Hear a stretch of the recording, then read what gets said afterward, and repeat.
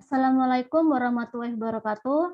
Di sini kelompok kami akan membahas tentang materi penambangan data teks di multimedia yang terdapat pada buku 2 chapter 11.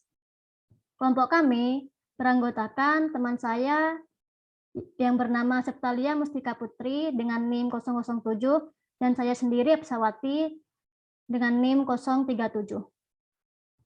Penambangan data teks pada multimedia ini akan menjelaskan tentang penambangan teks di sekitarnya, penambangan tag, penambangan teks bersama dan konten visual, dan penambangan lintas teks bersama dan konten visual. Penambangan tag itu sendiri terdiri dari tag ranking, penyempurnaan tag, pengayaan informasi tag. Untuk penambangan teks bersama dan konten visual terdiri dari perpaduan konten teks dan visual dan ranking ulang visual. Ini adalah contoh penambangan data teks yang terdapat pada Facebook.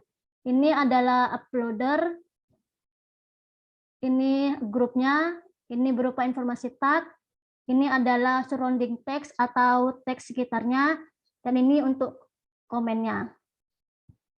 Penambangan teks di sekitarnya. Entitas multimedia sering disematkan sebagai bagian dari deskripsi teks yang kita sebut teks sekitarnya.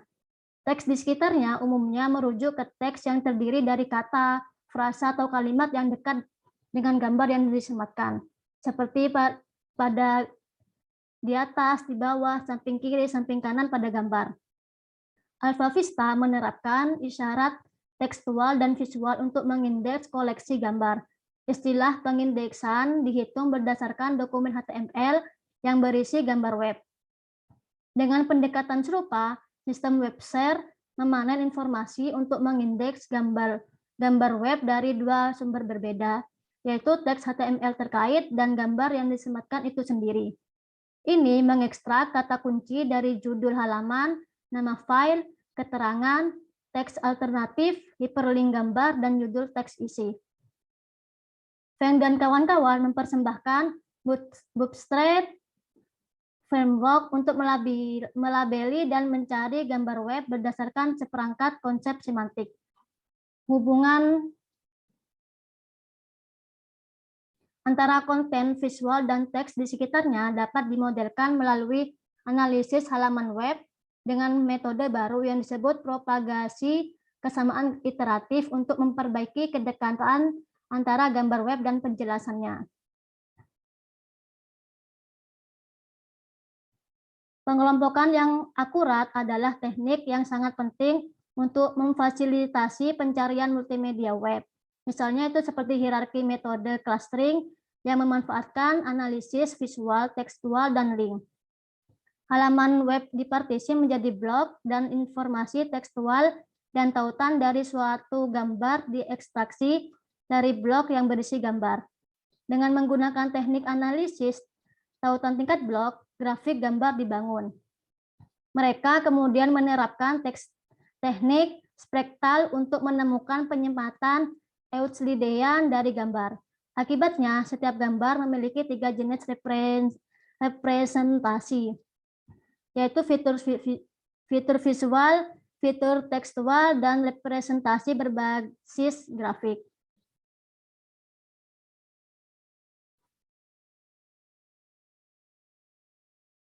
Materi selanjutnya akan dijelaskan oleh teman saya, Septalia.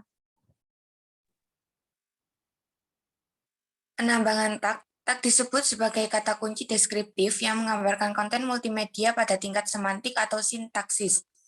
Tag dapat digunakan untuk mengindeks data multimedia dan mendukung pencarian berbasis tag yang efisien. Karena tag disediakan oleh pengguna internet grassroots, seringkali mereka sering berisik dan tidak lengkap, serta masih terdapat celah antara tag ini dengan gambar yang sebenarnya. Kekurangan tersebut menyebabkan aktivitas aplikasi berbasis tag masih dibatasi. 3 aspek yang diusulkan untuk meningkatkan kualitas tag yaitu 1. Peringkat tag, 2. Penyempurnaan tag, dan 3. Pengayaan informasi tag. 1. Peringkat tag. Tingkat relevansi tag tidak dapat dibedakan dari daftar tag gambar. Kurangnya informasi relevansi dalam daftar tag telah membatasi penerapan tag. Baru-baru ini, peringkat tag telah dipelajari untuk menyimpulkan tingkat relevansi tag yang terkait dengan gambar. Seperti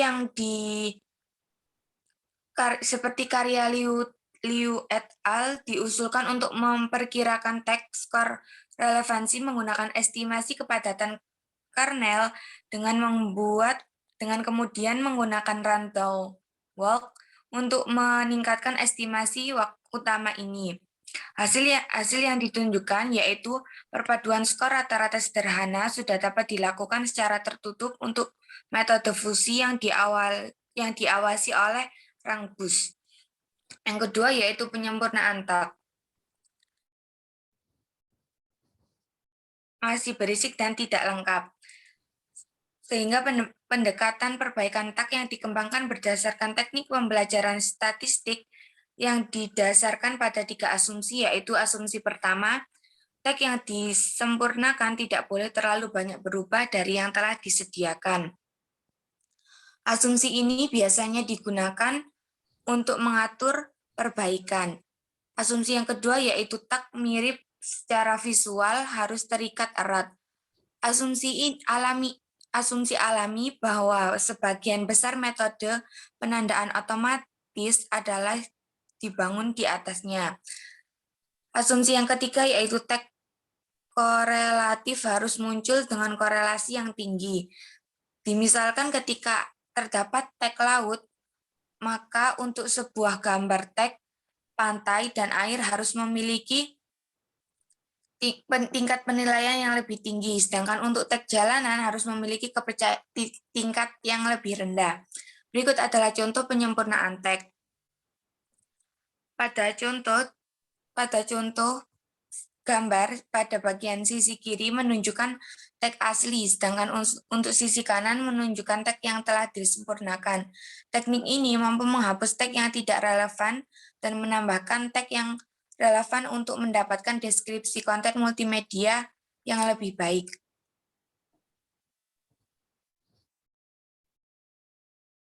Tag.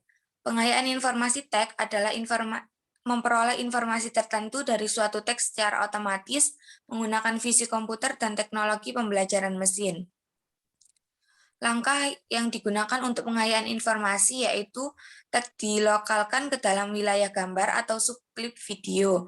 Yang kedua yaitu karakteristik daerah atau subklip dianalisis, dan informasi tentang tag diperkaya sesuai dengan itu. Berikut adalah ilustrasi contoh pelokalan tag untuk data gambar dan tag. Pada gambar A, merupakan contoh pelokalan tag yang menemukan wilayah yang dideskripsikan oleh sebuah tag. Pada gambar yang B, adalah ilustrasi pengayaan informasi tag yang pertama-tama menunjukkan wilayah yang sesuai dengan tag target, dan kemudian menganalisis properti wilayah tersebut. Teks gabungan dan penambangan konten visual.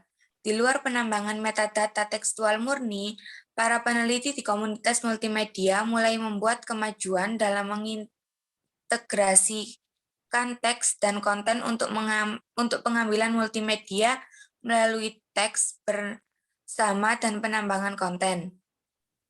Integrasi konten teks dan visual ditemukan lebih efektif daripada mengeksploitasi penambangan teks dan konten bersama dalam pengambilan multimedia yang seringkali bermuara pada pencarian mekanisme yang efektif untuk menggabungkan informasi multimodalitas dan tekstual, metadata, dan konten visual. Secara umum, penelitian yang dilakukan dikategorikan menjadi 4 paradigma. Yang pertama yaitu paradigma linear fusion, di mana paradigma ini yaitu menggabungkan hasil temu kembali dari berbagai modalitas secara linear. Yang kedua yaitu based fusion, yaitu fusi berbasis ruang laten. Yang ketiga yaitu graph based fusion, yaitu fusi berbasis grafis. Yang keempat yaitu visual re-ranking that exploit visual information to refine text-based retrieval result, yaitu pemeringkatan ulang visual yang memanfaatkan informasi visual untuk menyempurnakan hasil pencarian berbasis teks. Selanjutnya yaitu peringkat ulang visual. Peringkat ulang visual muncul sebagai salah satu teknik yang menjanjikan pengambilan secara otomatis. Fungsi dasarnya adalah untuk menyusun ulang entitas multimedia yang diambil untuk mencapai daftar peringkat optimal dengan mengeksploitasi konten visual pada langkah kedua. Secara khusus, pengingat query tekstual daftar awal entitas multimedia dikembalikan menggunakan skema pengambilan berbasis teks. Selanjutnya, hasil yang paling relevan akan dipindahkan ke bagian atas, sedangkan daftar hasil sementara yang kurang relevan akan disusun ulang ke peringkat yang lebih rendah. Dengan demikian, posisi pencarian keseluruhan di peringkat teratas dapat ditingkatkan secara dramatis. Menurut model analisis statistik yang digunakan, pendekatan peringkat ulang yang ada secara kasar dapat dikategorikan ke dalam 3 kategori, yaitu kategori berbasis clustering, berbasis klasifikasi, dan berbasis grafik. Analisis berbasis clustering. Analisis ini digunakan untuk memperkirakan kesamaan antara entitas. Untuk menunjukkan metode re-ranking berbasis clustering dapat bekerja dengan baik ketika hasil pencarian awal berisi banyak dokumen media yang hampir duplikat. Selain itu jumlah cluster juga berdampak. Yang kedua yaitu dalam metode ini, visual re-ranking dirumuskan sebagai masalah klasifikasi biner dengan tujuan untuk mengidentifikasi apakah hasil pencarian relevan atau tidak. Proses utama penataan ulang daftar hasil tertinggi terbagi menjadi 3, yaitu pemilihan sampai pseudo positif dan pseudo negatif. Yang kedua yaitu menggunakan sampel yang diperoleh dari langkah sebelumnya. Yang ketiga yaitu menyusun ulang sampel menurut skor relevansinya yang diberikan oleh pengklasifikasi terlatih. Yang ketiga yaitu analisis berbasis grafik.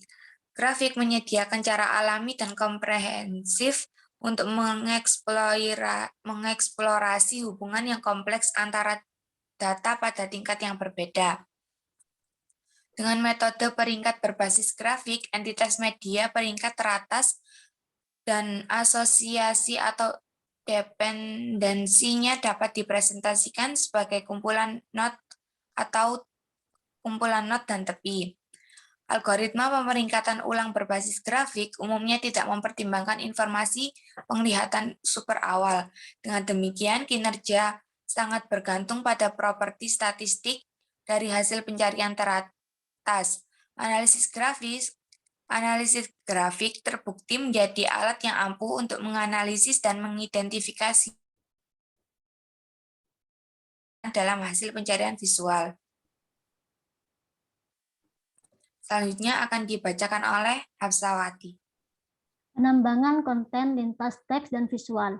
Penambangan konten teks dan visual lintas tidak memerlukan gambar uji yang memiliki modalitas teks terkait, melainkan memanfaatkan dengan menyebarkan pengetahuan semantik dari teks gambar.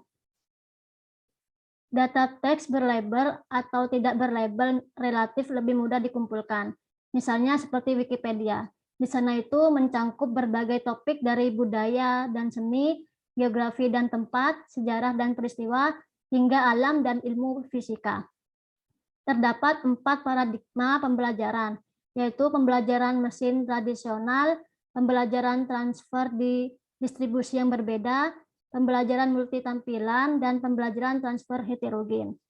Untuk lebih jelasnya, melalui gambar ini.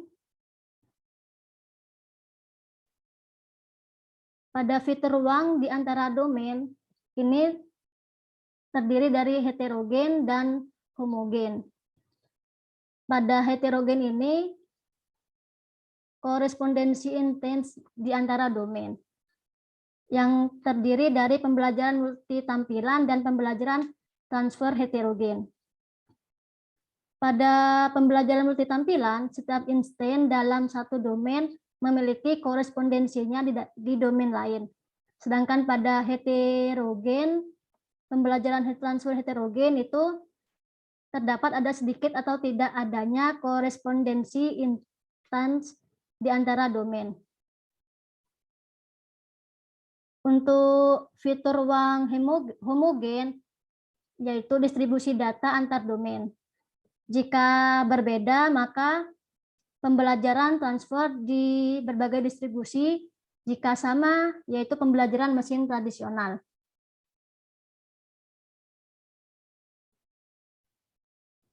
Untuk mempelajari korespondensi yang mendasari transformasi pengetahuan diperlukan jembatan semantik.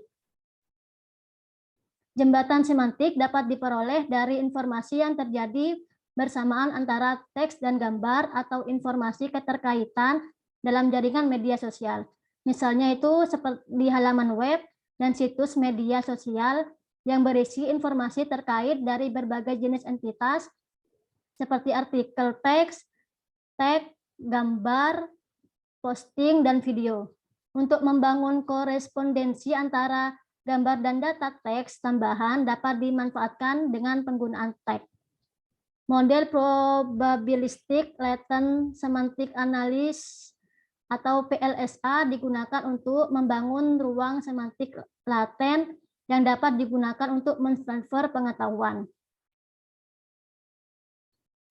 Sen dan kawan-kawan mengusulkan konsep pembelajaran transfer heterogen dan menerapkannya untuk meningkatkan pengelompokan gambar dengan memanfaatkan data teks tambahan. Mereka mengumpulkan gambar beranotasi dari web sosial dan menggunakannya untuk membangun teks pemetaan gambar. Algoritma ini disebut sebagai annotated probabilistic latent semantic analysis. Ide kuncinya adalah untuk menyatukan dua jenis yang berbeda, analisis semantik laten untuk membuat jembatan antara teks dan gambar. Jenis teknik pertama melakukan analisis PLSA pada gambar target yang diubah menjadi gambar ke contoh fitur matrik kejadian.